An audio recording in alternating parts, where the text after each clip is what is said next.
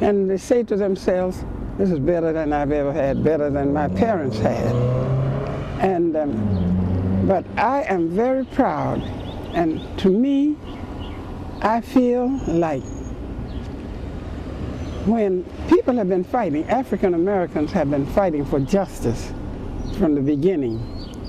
But to me, I feel that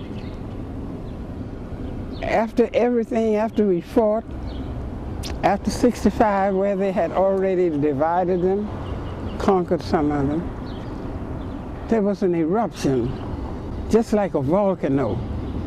We don't know how many millions of years the volcano has been building up. Mm-hmm. But that was the first eruption.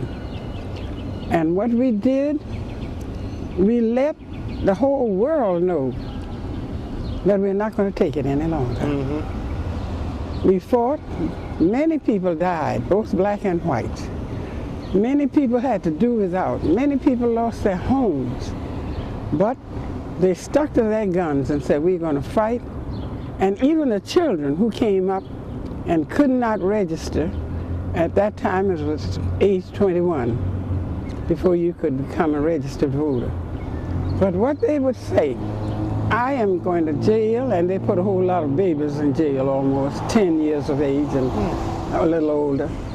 I'm going to continue to fight until my parents become registered voters. Now, that was courage. That was faith. That was determination. What we want to do, we want to get that determination into our even adults now, that they may be able to realize that they're standing in their own shadow. Ms. Robinson, yes. It is an honor and a privilege to have you to come visit Macon. And your stay here has taught me a lot. Mm. Number one, to be a fighter, no matter how long it takes, you're going to win. And number two, keep the faith, because God is on your side. And I want you to know that it really has moved me to be able to stand here next to you, beside you, in front of you, to understand that things happen for a reason. In spite of all that happened to me now, I'm going to continue on fighting. With this faith and spirit that you have, there ain't nothing but God's doing.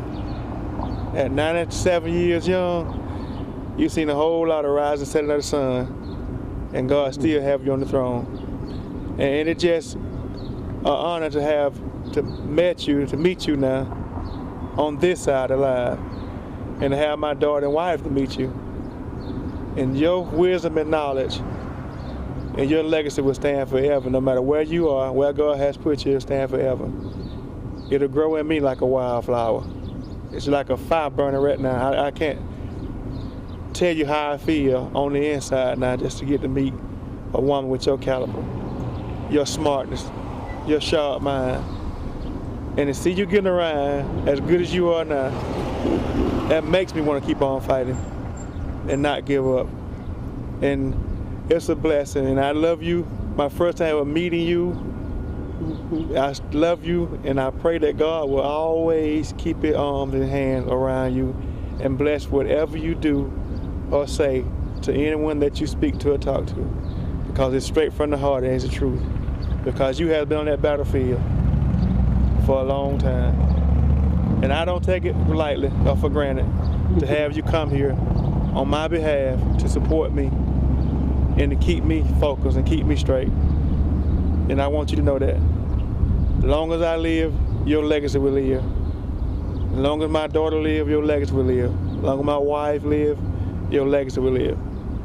As long as you live, God is still blessed. So whatever you do, like you told me last night, you keep God first.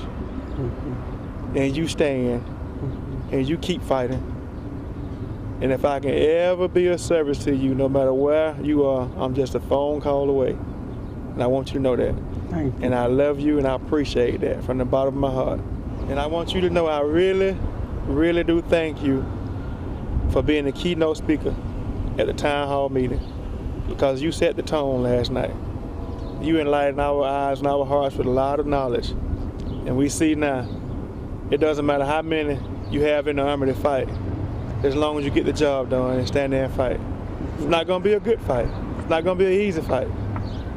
But with God on our side and we determined, and with keynote speakers like you, victory shall be ours. And we're gonna stand. No matter if we have to stand alone, we're gonna stand. Thank you. Wonderful. And compile our resources. We're going to always be a pawn. And they're going to always destroy the minds of our children. That is what they want to do.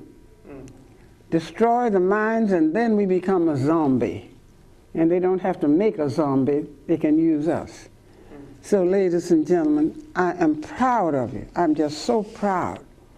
And when I heard of what you have done and how you stood up for what you know is right, don't be afraid to go to jail. Fill the jails up. That's what we did. We filled the jails up. Don't mind getting on the outside and having demonstrations. Don't mind even if your feet are tired. And just let these people know that you're being used.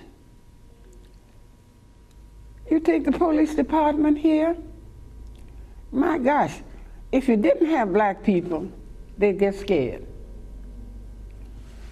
If you didn't have people who will just go along to get along, they would get scared.